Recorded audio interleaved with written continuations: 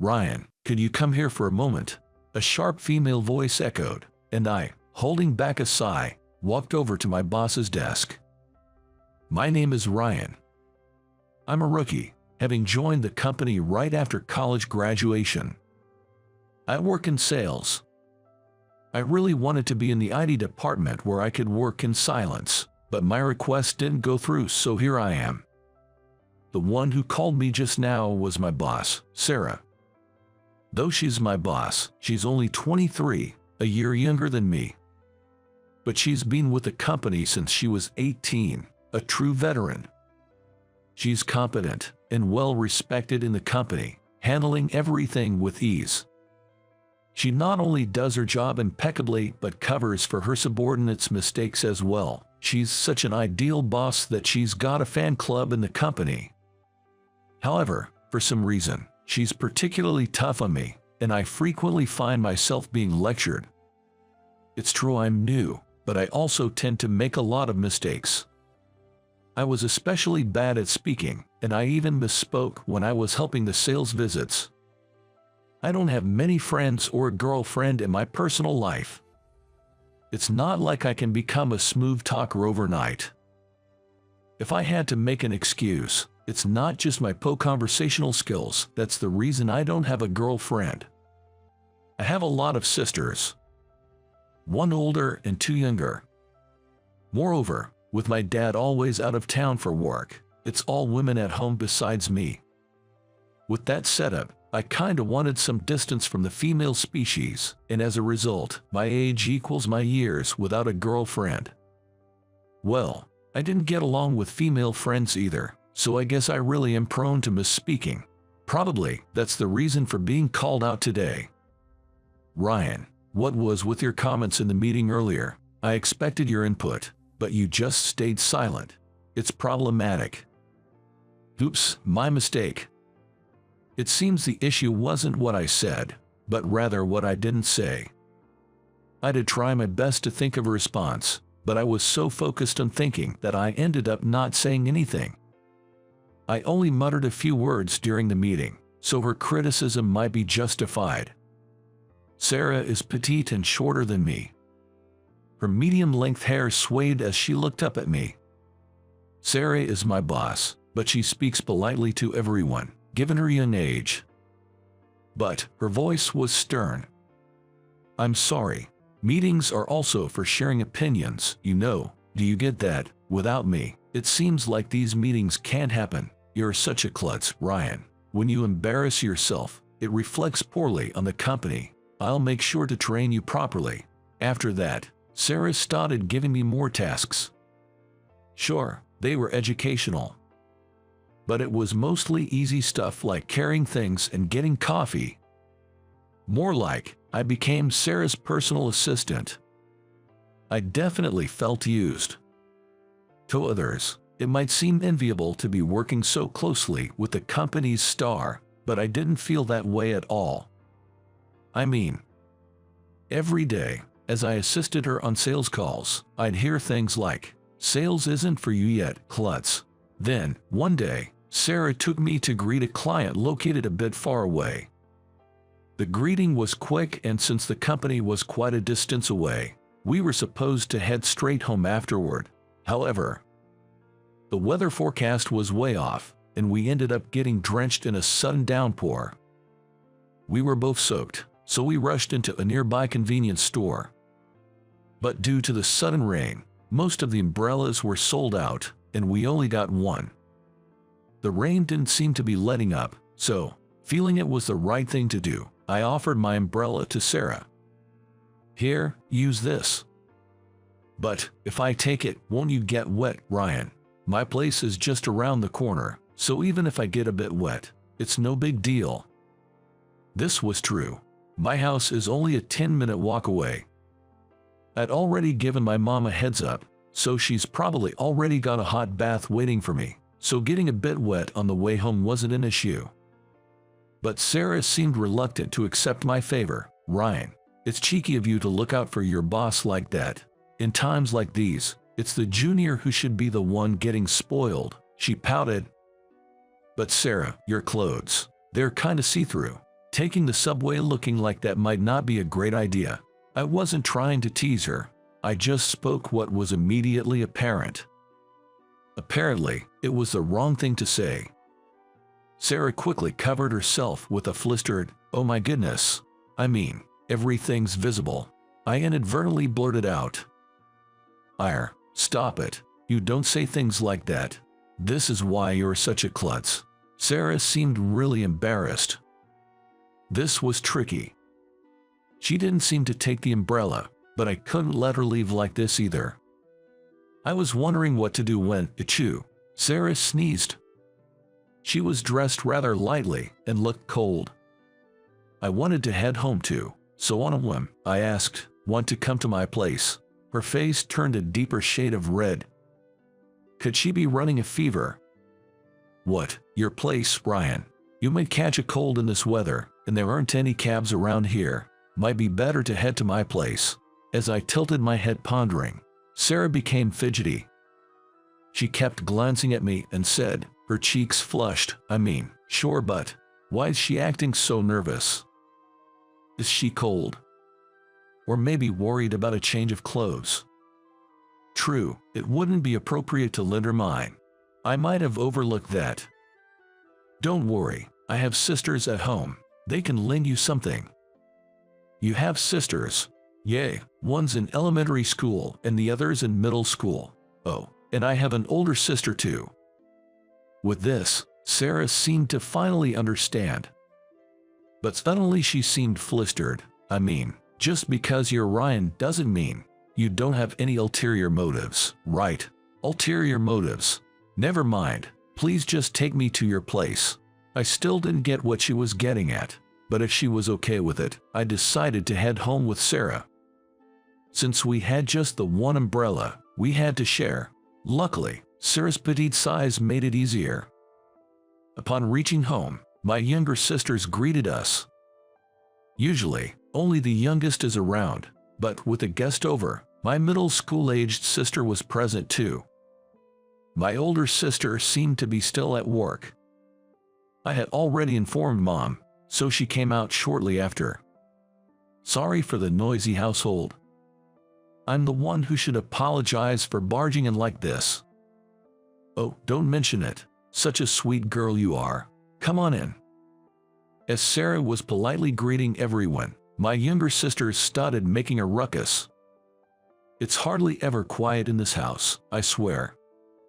"Big bro brought a friend." "Nope, she's his girlfriend." "Both wrong. Come on, show her to the bathroom." The sisters got it all mixed up, so I asked them to guide Sarah, and I escaped to the living room.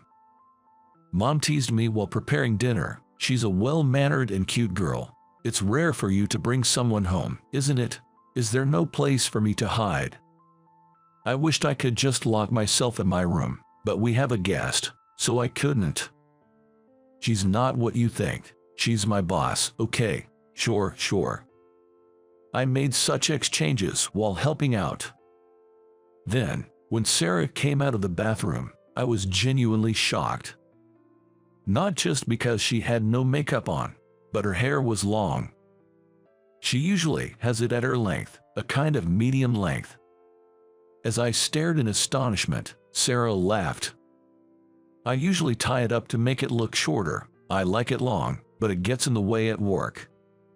When she let down her hair and smiled with a faint post-bath redness in her cheeks, even I felt my heart race. I grew up with a family of women, but right now, the prettiest one in this house has to be Sarah. She seemed to have borrowed clothes from my sisters, and as she was about to leave, Mom insisted, somewhat forcefully, that she stays for dinner. My elder sister came home, making dinner more lively than usual. Sarah has a knack for figuring out quickly what pleases people. She entertained my third-grade sister after dinner, which delighted her. Mom and my other sister, usually stuck with this duty, seemed relieved tonight. "Okay, let's play, kiddo." At home, Sarah showed a younger, innocent side I never saw at work. It reminded me that, of course, she's younger than me. From this, I could gather how much pressure she must be under at work.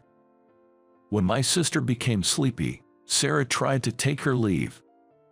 But don't underestimate the desires of elementary school children. Don't go. What? No, I want to sleep with you, my sister pleaded. Mom tried to reprimand her. Now, don't bother our guest, but she was relentless. I sneaked a glance at the calendar. Luckily, tomorrow's a day off.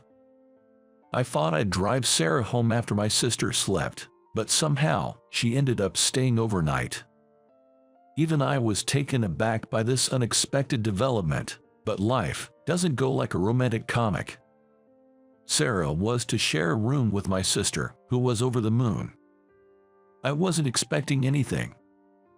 Well, not really expecting, you know. Every guy wishes to be popular at least once in his life, right? Anyway, nothing happened. The next morning, I was set to drive Sarah. Thanks, Brian. Thank you. She had her makeup on, looking every bit the Sarah I see at work, but she seemed to struggle switching back to work mode. We're not at work, so you don't have to be so formal. It's fine. Then, same to you. Hey, oh, I got it. To be honest, when I was talking to my sister yesterday, I dropped all the formalities, and I ended up doing the same. It felt a bit awkward. Your sister's pretty cute. She's always up to mischief. I've got my hands full with her. It'd be great if you could come and hang out again. My sister would love that. It was meant to be casual chit-chat. My sister really tucked to Sarah, and I'd appreciate her coming around. But there was no reply. It was about time we reached the station. How about you, Ryan? Huh? Suddenly Sarah spoke up, catching me off guard. When I parked nearby and looked at Sarah's face was flushed and she was pouting. Ryan, don't you want me to come? It's not that I don't want you to. So, you'd be happy? Well, not necessarily happy. You're supposed to say you're happy, even if it's a lie. Sarah pouted even more. She looked like a cute little animal. I honestly felt Sarah had a different side to her outside of work, and I was curious about that side. It's just mere curiosity. I felt like teasing her a bit. If you're that honest, I'd be happy to. I said that, but it seemed like it was a gaffe again. You really do talk gibberish a lot, Ryan. That's why I can't leave you. Even so, Sarah said with a cheerful laugh. I'm going to keep a close eye on you in return for your sister. Could you give me a break and be nice? If only the mistakes were fewer, huh? Sarah grinned as she got out of the car. See you at work, then. Take care. Oh right, you look pretty with your hair down. It suits you. I'm not particularly fond of long hair, but I thought it would be a nice change for her. But the usually cheerful Sarah flushed red and said, well, I do that because my hair gets in the way when it's long. Then she ran off. I still don't understand women. I've been interacting with Sarah the same way I do with my sisters, but it seems I tend to misspeak around her. I sighed, thinking she might be mad at me next time we meet at work, and watched her receding figure. After that, Sarah started coming to work with her hair down, causing a stir in the office. I even got glares from the Sarah fan club because she started talking casually with me. But it's not my fault. At first, she spoke formally, but as she came to my house more to meet my sisters rather than me, she spoke more casually, and it eventually carried over to work. As she is my boss, it doesn't bother me. In fact, I find it easier to talk with her this way. For my sisters, I've seen a lot of unexpected sides of Sarah. She's surprisingly competitive, responsible, yet slightly childlike. She often plays games with my sisters and, despite losing, insists one more time. However, she's not very good at gaming, and in the end, I usually let her win on purpose. But she figured that out and now insists, don't go easy on me. That's an order from your boss, an order. I found that endearing. I feel like we've gotten a bit closer, and it's not an unpleasant feeling. It's a comfort different from being with my sisters. I don't know what to call this feeling, but I should probably keep my mouth shut for a while to avoid any more foot and mouth moments. Unaware of my feelings, Sarah calls out to me today, too. Come on, Ryan, let's go. Is it just me overthinking, or not? I rescued a woman being bothered by a guy, and she said that to me. Confused by her words, I looked at her, and she came closer with an alluring upward glance. Having never been popular and leading an ordinary life, my heart raced. And then, she slowly revealed that to me. My name's Brian. Just a regular 28-year-old office worker. I'm not on the fast track to climb the ladder in my job. I'm in a kind of general duties role, but I've never felt unhappy about that. I earn a decent wage and want to continue this peaceful life. I basically don't turn down tasks given to me. During work hours, be it errands or supporting colleagues, I'm up for anything. Thanks to this, I have a great relationship with my coworkers. Though I am often asked to do errands, I take them willingly, and I sometimes get help in return. It's a genuinely good workplace. But now, a major issue has arisen. It was a single comment from the boss. Brian, ever thought of going on a blind date? Our company is small, and the boss, who worked his way up, values communication with us employees. I often chat with him and sometimes even seek work advice. This same boss, grinning, proposed a blind date to me. Well, I've never thought about that. Considering your age, it's about time to think about marriage, right? I have a good match for you. I never imagined a blind date offer coming my way. There are plenty of employees in their 20s and 30s. Why me, who is just doing his ordinary tasks? Seeing the question on my face, the boss shared more information about this date. Turns out, she's the daughter of one of our clients. Wait, then more reason for someone like me to be mismatched. Learning she's a CEO's daughter, I decided to decline immediately. No, she specifically requested you. I asked how she got to know about you, but she only told me that she wants to meet and discuss it with you directly. I'd never spoken to or seen this young lady. From what the boss said, her name's Lily, 24. She's working in accounting at her father's company. I saw her photo, a slender figure, striking large eyes, a real beauty. Graduated from a prestigious university, smart and beautiful. Even more puzzled why she chose me. She wanted to talk to you, rather than just a blind date. Why not meet her? If you don't click, you can decline, and if you're not interested at all, you can refuse the meetup. I'll smooth things out, so don't feel pressured to say yes this time even. Our boss treats the employees like family. Hearing him say I could decline, I was sure he'd handle it gracefully. But her photo felt like somebody I knew. Plus, I was curious about why she'd want to talk to me. Seeing me ponder, the boss smiled warmly. I've known Mr. White, her father, for ages. Known Lily since she was a kid. She may be a CEO's daughter, but she's very down to earth and sweet. A genuinely lovely young lady. I already feel nervous a little, but if he says so, she sure is wonderful. I began to want to see her and have a talk with her. I found myself agreeing to the blind date. Though I'd agreed, as the day was approaching, I became more anxious. And on the day, with heavy steps, I headed to the upscale restaurant for our meeting. What should I talk about today? Can I just ask why she chose me right off the bat? No, that might be rude. As I was walking lost in thought, I suddenly heard a distressed voice of a woman. Stop it, I told you no. When I peeked around the corner into the alley ahead, there was a woman in a beautiful dress wearing a face mask being harassed by a thug. It seemed like he had been persistently bothering her. Although a part of me was scared, I couldn't just stand by and do nothing. I stepped between the thug and the woman and said, "Can't you see her making her uncomfortable? Back off." The thug glanced at me and made a loud, exaggerated tisk. "Mind your own business." Apparently he didn't like my intervention and got provoked. He hurled a plastic bottle at me in a fit of rage. I managed to dodge it, feeling that this situation might escalate to something worse. "I won't have him hurt her." "Isn't this an assault? I'll call the cops."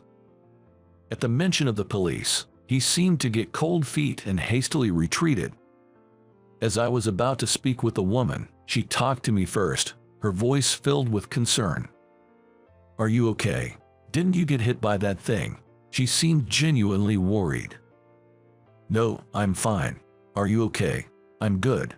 Thank you so much for helping. You're indeed like a real-life hero." I couldn't help but blush at her words. But her "indeed like a real-life hero" comment made me wonder what she meant, and just as I was about to ask, she told me something I didn't expect.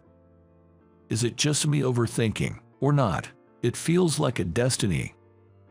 I was taken aback.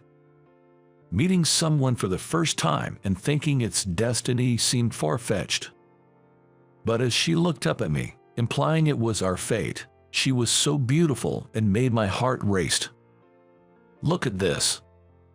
As she said that, she showed me a cherished handkerchief. "Oh, isn't that?" I recognized it immediately. It was a handkerchief I used to own. "Do you remember this? You gave me when I was in middle school. When I was still a teenager, I used to spend my summer vacations in a rural town where my grandparents lived. There used to be a younger girl living nearby, and I spent those summers hanging out with her. However, both of my grandparents passed away one after the other. Their old house was hard for my parents to maintain since they lived far away. It ended up being torn down after their passings. That meant no more summer trips to the town. The girl I used to hang out with was a bit chubby and was bullied for it in school. I sometimes comforted her and listened to her about it, so she might have felt sad to know that I was going to stop visiting. On our last day together, I gave my crying friend that handkerchief. "Don't cry, we'll meet again someday. Let's promise to greet each other with a smile then." She gave me one last smile while she was wiping her tears with that handkerchief. If I remember it correctly, her name was Lily. I only saw Lily during those summer breaks, and the last time I saw her was during my high school years. It had been so long that I didn't instantly recognize her when I heard her name. Moreover, she used to be chubby, but not anymore. She'd transformed into a stunning woman. "Is that you, Lily? You've grown into a pretty woman. I didn't recognize you. I'm glad that you remember me. Back in those days, you always stood up against the bullies like a cool hero for me. You were treating me with kindness and even offered me the handkerchief when I was crying. You were my first love. Ever since then, I've been hoping to see you again and thank you. I've worked hard to better myself, even went on a diet." She said it with a chuckle, and she looked so beautiful. Perhaps she had gained confidence through her efforts and personal development. "How did you find out about me? You could have just said hi to me then. I work in my dad's company in the accounting department. I saw you when you visited our company. You looked just like the old days, so I recognized you right away. When I asked the name of the person to other employees, it was indeed you. She used to live in the countryside back in the day, but after her father's business took off, they moved to downtown New York City as a family. I might have met her parents once a long time ago, but I honestly don't remember. And to think that her dad is now a major business partner. It really took me by surprise." Even after we got to the restaurant, Lily and I reminisced about old times. It felt more like a reunion and a blind date. We had a great time. Lily's mother also came to the restaurant to greet with me. Apparently, Lily's mom was the one who set this up. She told me that she recognized you at the company right away. She wanted to talk to you, but couldn't approach you directly, so she asked me to arrange this event. Her mother seemed to find her daughter's feelings adorable and was smiling the whole time. Personally, I think it's a higher hurdle to chat through a matchmaking event than just approaching directly, but thanks to that, we got to talk, so I'm grateful, one way or another. From that day on, Lily and I started messaging each other and even went out to eat together. However, a month after the initial event, Lily's dad, the CEO Mr. White, stormed into my company. "Who is Brian?" Mr. White, who suddenly appeared, seemed a bit angry. "That should be me." As I stepped forward, Mr. White was looking at me from head to toe. "I have plans for my daughter to marry someone competent enough to take over the company." It seems he had recently found out about the blind date. It could be that Lily and her mom had anticipated this reaction from Mr. White and kept silent. Honestly, I wish they had discussed this within their family beforehand.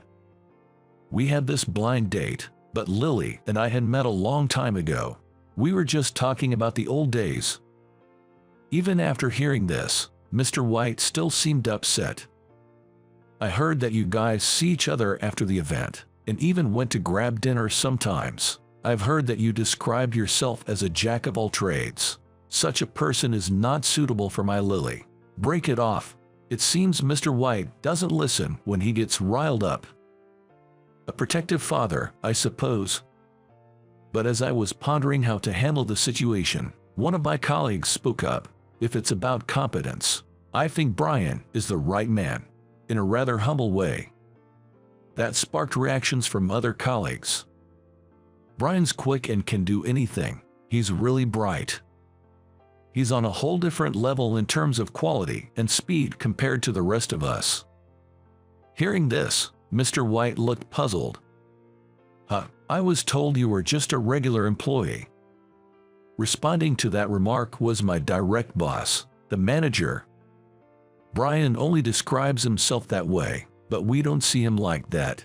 After swiftly completing his tasks, he supports others. He's not just competent, he's exceptional, and everyone relies on him." Hearing this, Mr. White seemed to calm down.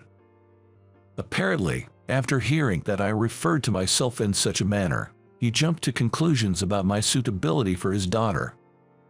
He said he lost his cool when he heard about the unfamiliar man his daughter was meeting. I carefully explained to him why Lily wanted to meet me.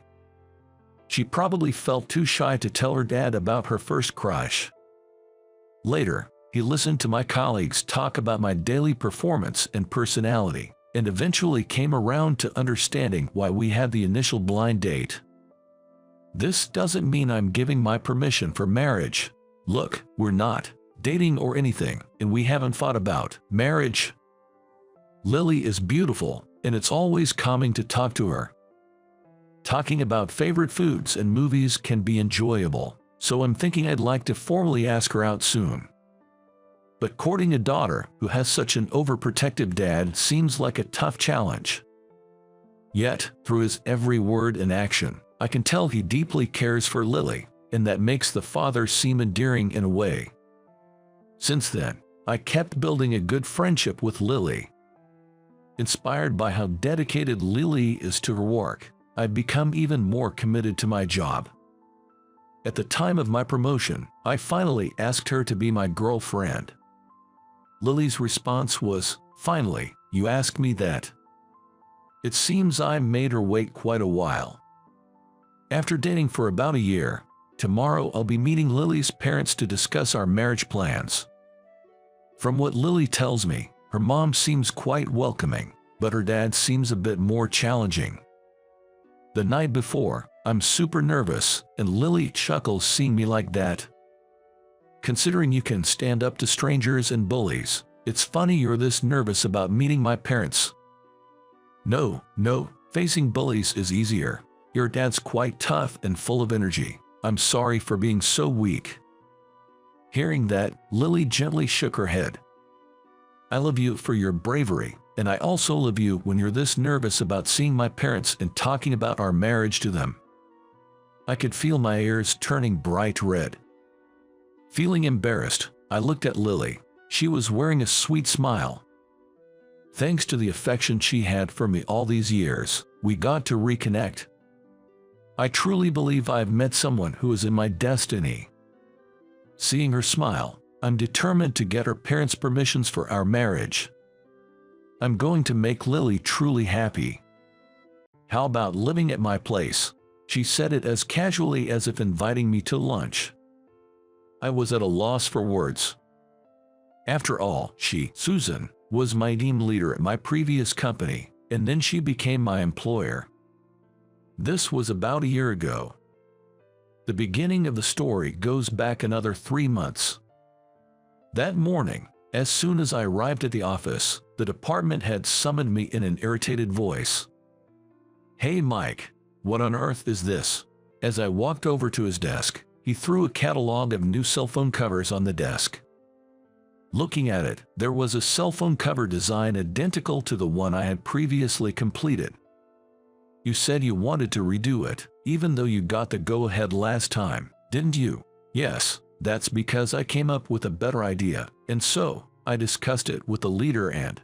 "Did you really sell your design elsewhere?" "No way, that's impossible." But here it was, my rejected design being manufactured by another company. I had no idea why.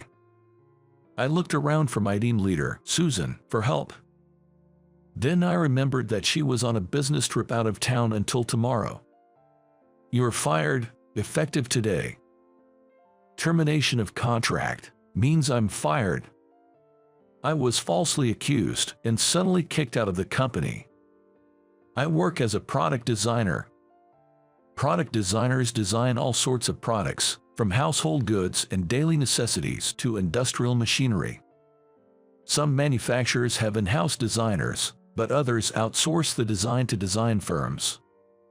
I used to be responsible for product planning at a manufacturer, placing design orders. But eventually, I became interested in design itself, quit my job, and studied design at a vocational school before being hired as a contract employee at the design agency. And then, I got fired. As I was packing up my belongings at my desk, I was approached in whispered voices from both sides. They were Ken and John, who became contract employees around the same time as me, but in different teams. Both were concerned about me. As I explained the situation, Ken looked at my face and asked, "Did you really sell it?" John said, "No way, it must be some mistake." "Well, it's fine. I wanted to work on something bigger anyway." I pretended to have a lot of leeway at best, and I said things that were mindless. On my way home, I stopped at a nearby convenience store and bought some beer and snacks. I was drinking at home out of frustration. I started drinking while the sun was still up and was completely drunk by evening. "Mike, you're home early, and why are you already drunk?" My live-in girlfriend, Emily, had returned from work. When I told her that I had been fired, she heaved a big sigh and said, "I told you over and over to give up on being a designer." I met Emily at the manufacturer I used to work for. She still works there. She strongly opposed my career change, insisting that it would be more stable if I stay with a large company. When I did change jobs, there was a gap between Emily and me. "Shut up, I wanted to be a designer. What's wrong with that?" In the end, was I wrong or was I mistaken? I drank myself into oblivion, my head spinning, and I ended up passing out. The next day, I slept until just before noon. On the living room floor, Emily had already gone to work. As I was drinking a glass of water just after waking up, the doorbell rang. When I opened the front door, there stood my team leader, Susan. "Oh, just woke up, you look awful." "Why? I'm coming in." She didn't wait for my response and just barged into the room. "A bit of drowning your sorrows last night." She said this after seeing the large number of empty beer cans left on the table. "Well, something like that. I'm going on a binge eat right now. It's lunchtime anyway. Come on, I've bought loads down at the town square. Let's eat together." Honestly, I had no appetite, but I had no choice but to say yes. More importantly, why? I quit the company too. What, why? Is that all you can say? Why? She laughed as she said this, looking at my surprised face. She had finished a business trip and had gone to the office that morning, where she was informed about the termination of my contract and the reason for it. And she had gotten into an argument with the boss. She insisted that there's no way I would sell my designs to another company, but the boss was adamant that my designs had actually been productized. In the end, he rebuked her as team leader, saying, "You've been negligent in your supervision." He said I was negligent, so I said, "Then I'll take responsibility," and I quit. She said this robustly while biting into a fried chicken drumstick. So now, because of me, you too, have been at odds with that hard-headed man for a while now. She then looked at me seriously, adjusting her posture. You just left your job yesterday, and you haven't decided on your next job yet, right? Yes, I have no prospects. Then, work with me. Work with you. I couldn't grasp the meaning, so she explained. She had decided to take this opportunity to start her own design firm. She had been considering going independent and had saved up for it. The salary might be lower at first, but only for a little while. Just bear with it. In other words, she wanted me to be the first employee of her new design company. Sure, if you want me, she thanked me and offered both her greasy hands for a handshake. I shook her hands, though somewhat bewildered. Her hands were sticky from the fried chicken. Honestly, I was puzzled as to why she had invited me to be her first employee. Until then, she had been giving various orders to other team members, juggling multiple projects, but rarely giving me advice, assigning me only one project at a time. I had always thought that I was neither expected nor evaluated. Now, even though she said she was starting a company, her home apartment served as both an office and a residence for the time being. It's all about cutting costs. Speaking of cutting costs, instead of relying on a lawyer for the company's registration, Susan did it herself by going to the local legal office. Of course, she was also running around for sales activities alongside that. Her past achievements paid off, and we were inundated with jobs for designs. And I worked selflessly on those jobs. Sometimes work ended late at night, and I often stayed over at her home, which also served as the office. The company's name is S&T Design. When I showed the business card of the newly formed company to Emily a few days after returning home, she said it with a bored look. What's her name again? Susan. Susan, so the S is for Susan, and the T is because you're Tom, so it's Susan and Tom then. Emily flicked the business card she was holding onto the table and glared at me. What is it? Nothing. Just thought you two must be getting along well. Emily was clearly jealous. She misunderstood the relationship between her and me in a strange way. We were only work partners, her and me. Since then, there was not just a gap between Emily and me, but a deep rift. Sometime later, on a Saturday, I had stayed over for 2 days and was catching up on the backlog of work. It was almost done. How about taking off early today when you reach a good stopping point? Susan seemed to care about me, struggling just a bit more, and wanted me to go home early. I'll manage to finish by tonight. Come on, you're overworking. Go home now. This an order from your boss. I was patted on the shoulder by her and decided to wrap up work. I was about to call Emily, who was supposed to be home, but stopped. I wanted to surprise her by coming home unexpectedly. I stopped by Emily's favorite bakery and bought a surprise cake as a gift. I opened the front door without making a noise. There were men's shoes I didn't recognize. I thought we had a visitor. I could hear the sound of a comedy show from the TV in the living room. But there was no sign of the visitor, Emily, in the living room. Where's Emily? I opened the door to the bedroom. Emily was asleep on the bed, her head resting on the chest of a man I didn't know. Emily. No, what? Why are you back? The man hurriedly got dressed, said something cheeky like "see you later" to Emily, and hurried out. Emily sat on the bed with a sullen face, wrapped in a blanket. I threw the cake in its box at Emily, crammed my belongings into my backpack, and yelled, "I'll come back for the rest of my stuff later. I'll let you know before I come." I stormed out. I wandered the streets with nowhere to go. Of course, I couldn't possibly go back and stay at work. I thought about calling Ken or John, my fellow contract workers, and telling them what had happened. What am I going to say? That I broke up with the girl I was living with and moved out? Certainly, then no doubt they would interrogate me, digging into every detail. Even I'm hurt by all of this. Drinking some booze and talking, I'm sure I'll end up crying.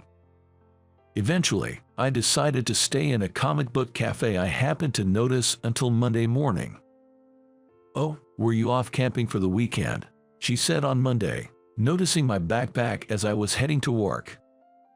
"No, I've moved out of the house." "Did you have a fight with her?" "We broke up." She looked shocked for a moment, then said, "I don't know the details," but as a preface, and then casually said, "Why don't you live at my place?" As I hesitated, she added, "I don't mind at all. After all, you've stayed over plenty of times before." But that was for work. Never mind that. I found this old business card while I was sorting through some things. Look at this. The card she handed me was from when I was in charge of product planning at a manufacturer. "Why do you have this?" "We exchanged cards a long time ago. You don't remember, do you? I was at the design company before the one I'm at now."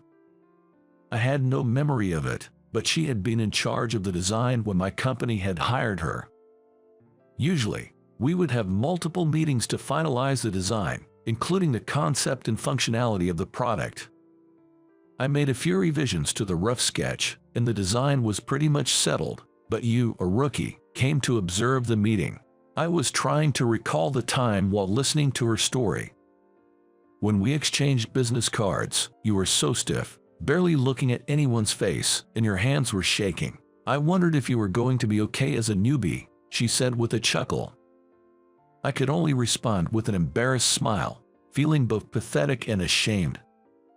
At the end of the meeting, someone said, "Mike, tell us your thoughts. You were so nervous that your voice was cracking, and you said something completely off the wall, but it was something none of us would have ever thought of." I thought, what's with this amateur? What kind of ridiculous thing had I said? I couldn't remember. I thought that, but at the same time, I wondered where such an idea had come from, which I couldn't do, I thought. I was frustrated. If this guy gets involved in design, won't it be something incredible? I can't lose to him. With that, she stood up from her chair. I looked down, embarrassed. "The point is, we've known each other for a long time, so it's fine. Don't worry about it, just live here." The punchline of the story being that I should live here was confusing, but it somehow made me feel inclined to agree. "Oh, but you'll have to see something awful every morning." "What is it, exactly?" "My face without makeup." I stayed at her house as a temporary place to live until I could find a new home. The layout had a living and dining room used as an office and her bedroom, plus one more room. She suggested I use that room, but I declined, opting to lay out a sleeping bag on the living room floor when I slept. We sometimes ate together, and sometimes separately, but since neither of us cooked much, we ordered delivery or ate food we bought outside. Thus began our strange cohabitation, and about half a month had passed. We were working in the room when her cell phone rang. "Oh, Ken, long time no see." It seemed to be from Ken, my contract colleague. She listened to Ken's story, nodding, and said, "There's always next year. Don't be discouraged." He's here, living at my place. "No, it's different. My home is currently a home office and company housing." She said this and hung up, laughing. Ken, as in that Ken. Yes, he says hi. From the conversation, it seemed that Ken knew I was living here. Ken didn't become a full-time employee, just another one-year contract. We had a one-year contract, but one of us had been offered the possibility of being promoted to a full-time position after the term. In my mind, the ranking of excellence was Mike, Ken, and then John. Defying her expectations, this time John got the full-time position. Wait, does that mean in Susan's view, I was the best? Hey, when you were the leader, you hardly gave me any advice and only assigned me one task at a time, right? What's wrong with that? Does that mean you didn't think much of me? Don't be foolish, it's the opposite, actually. The reason she didn't advise me was that there was no need to. She didn't make me multitask because she wanted me to focus on the cases she deemed important or difficult. Hearing that, I felt so happy that I wanted to jump for joy. After that, work went smoothly. Though I was planning to find a new place to live right away, the end of the year was approaching, and I was still living in her apartment. "It's cold today," she said, stamping her feet in front of the space heater after returning from outside. "They say there's a big cold wave coming." Well, I can't be defeated by a cold wave. There's a lot of work ahead. She had secured a new business opportunity upon visiting a client. However, it was a competition with another company. If we won the competition, it would lead to continued orders. The schedule is tight. Only 1 week until the competition, and on top of that, that company will also participate. That company, the company that gave us the opportunity to start our S&T design. She also invited me over, saying she'd gotten interesting news. The designs I had rejected were sold to another design firm by our contract colleague John. In his eagerness to be promoted, he tried to sabotage me to reduce competition. The company that bought the design from John also had other stolen designs and was reported by the client. And thus, John's actions came to light. John was fired just a few months after becoming a full-time employee, and another contract employee, again, became full-time. For the next week, I worked day and night on the design for the competition. The night before the competition, I finally finished the design drawing. I was so relieved that I fell asleep with my head on my desk. "Hey, you'll catch a cold like that." She had been resting in her bedroom and came to check on the workspace, where the lights were still on. Though I fell asleep, "The design is ready, it's right here." She said, "I know," and put her arm under mine to help me stand. "I'm fine, sleeping back. Come here, my bed's warmer." We won the competition. And the company grew. We established a new office and hired about 5 employees. As for me, I'm still living in her house. Not just as a work partner, but as a life partner. My name is Bob. Though I'm still in my 20s, I've let out sighs so deep it felt like life's end might be near. If life had ranks, I'd say I'm currently living the very bottom of it. That's how low I was in life. Everyone has their low moments, right? But can you say that to a miserable man who got cheated on and dumped by his wife in their 5th year of marriage? I love my wife. I've known her since high school, including the time we dated. We've been together for over 10 years. She was beautiful, kind, although she could be sharp with her words at times. But she supported the weak me, and I loved her deeply, feeling truly happy. Every payday, I'd buy flowers for her on my way home. On that day, I planned to buy, though cliché, red roses. That's when I saw her, walking arm in arm with a man I didn't recognize. I was in shock. Why my wife? The direction they were heading led straight to the hotel district. I blanked out, and before I knew it, I was confronting my wife. And guess what she said to me? "Don't get in the way of my fun. you useless ATM." The coldness in her voice was piercing. She never really loved me. I was just a money machine to her, always buying her gifts. She saw me as nothing more than a tool. It was a huge shock to me. While I had to do alimony and divorce settlement and all that stuff, but it was too mentally hard on me, so I just abandoned everything. My wife divorced me and went off with a new guy, without any regrets. From there, my life spiraled downward. I stayed home, living an unhealthy life. Got fired from my job for not showing up. Couldn't pay the rent, and my parents, who were my guarantors, got notified. Seeing how broken I was, my parents decided to distract me by getting me a job at a small printing company they knew. And today's my first day. Of course, I'd sigh, right? Well, I knew I couldn't keep hiding away. It was not exactly the company I'd have chosen. And to return to my hometown under such circumstances. But it was my fault for leaving my previous job so recklessly. I had no choice but to accept it. "Excuse me, I'm starting work here today. My name's Bob." With a shift in my mindset, I entered the company. I'd been here once before, for an interview, since the CEO is friend of my dad. The first floor is an office and a workshop, while the second deals with data management for the print materials. When I came before, it was a day off and only the CEO was around, but today there are a few office staff, which is comforting. Bob, right, the boss told me about you." "Wait, Catherine," I blurted out in surprise. The office lady who came to show me around was a classmate of mine. We were close friends from elementary through middle school. "You startled me. It's been ages, Bob. You too. I had no idea you worked here." I was so shocked I forgot my manners for a moment and quickly cleared my throat. Seeing that, Catherine exclaimed, "Oh," and after a brief pause said, "Bob, the CEO is waiting for you. I'll show you in."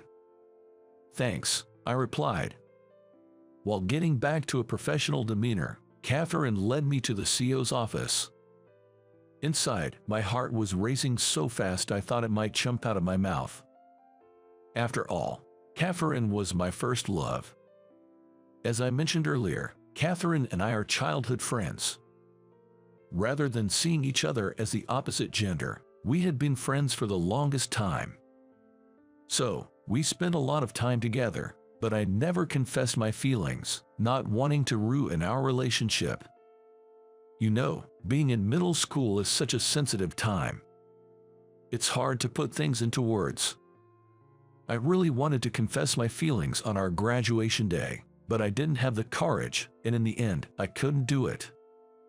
Without any change, Catherine and I graduated from high school as friends, and eventually lost touch. In time, I married someone else but later got divorced.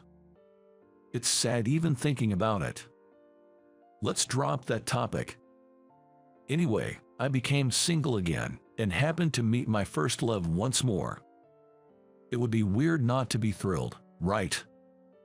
Catherine had always seemed mature even during our middle school days, but now she had completely blossomed into an attractive woman, especially in her office attire. Trying to clear my mind, I slapped my cheeks with both hands and entered the CEO's office. After greeting him, I found out I was assigned to the sales department. Coincidentally, a salesperson had just left, and since my previous job was also in sales, that became the reason for my placement. The company is a rather small-scale printing business, with 2 in administration, 3 in sales, and 5 handling the actual printing. Catherine had shifted from sales to administrative assistant, but she also oversees sales operations. So, she's basically my boss. However, regardless of our positions, all employees get along well. They even organized a welcome party for me right away. Well, let's hope Bob does a great job for us. Cheers. They hosted the welcome party at a local bar, with a few from sales, administration, and some from the printing department joining in. Some couldn't join because of work or family matters, but I was just happy to have a party in my honor. Embarrassingly, I had become quite introverted and hadn't socialized in a long time, so this was a refreshing change. Oh, Catherine and Bob went to the same middle school. Yes, Bob has always been handy and has a knack for gardening. With alcohol loosening tongues, everyone was pretty chatty, especially Catherine, who seemed to be drinking at quite a pace. I only knew her up until middle school, but she might be quite the drinker. "Hey Bob, are you still taking care of Spike?" "Spike? Yeah, it's the name of a cactus I've been growing for years. Catherine named it. I've always liked houseplants, frequently buying different kinds. It started with cactus, then succulents, banyan trees, and the collection just kept growing. It was surprising that Catherine remembered Spike. Maybe she had a special attachment, or maybe it was the alcohol talking. But it was fun for me, because it gave us a chance to talk about the old days.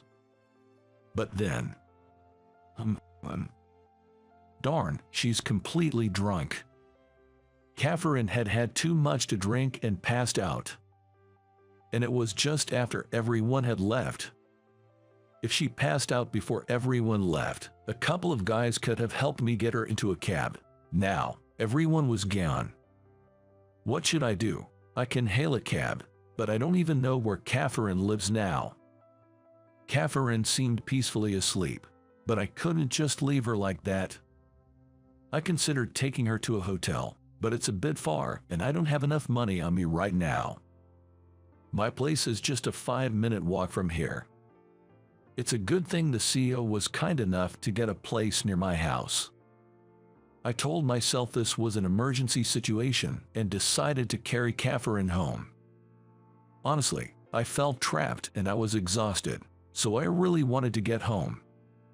Of course, I laid Catherine down in the bed while I relaxed on the living room couch. I can't sleep when I've had alcohol, so I was just watching late-night TV. Where am I? It must have been about 3 hours later.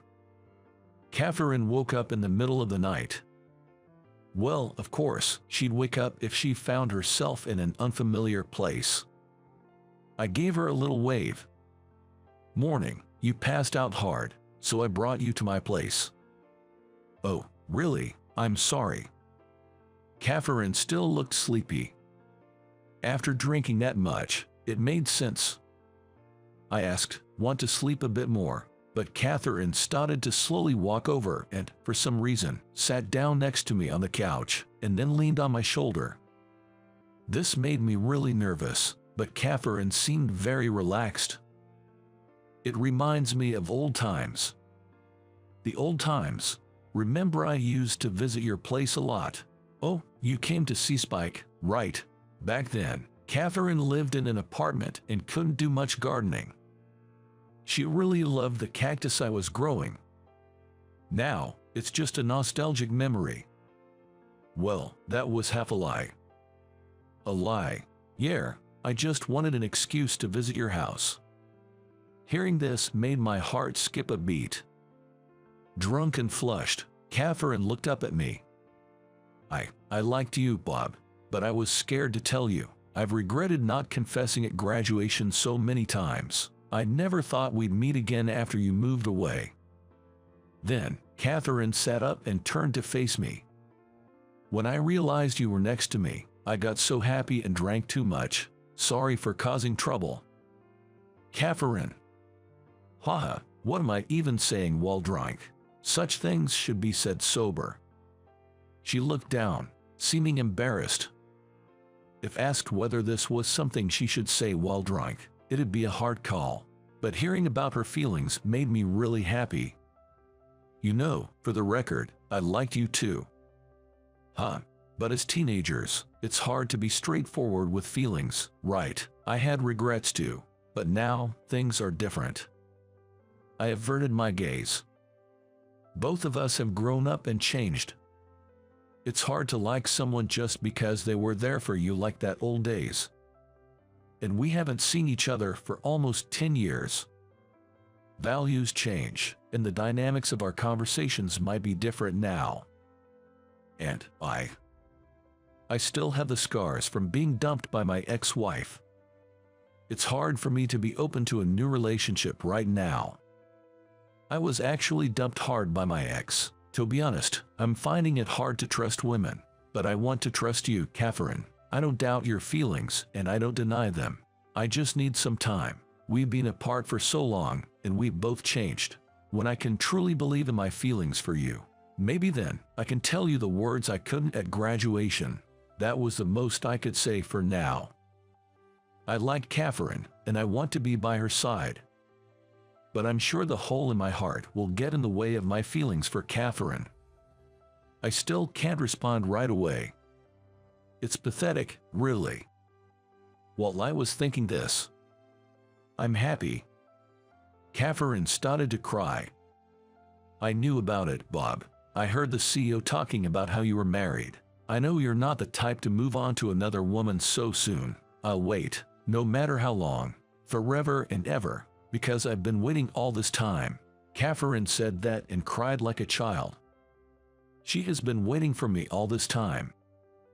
With that thought, I teared up and quickly wiped away a tear.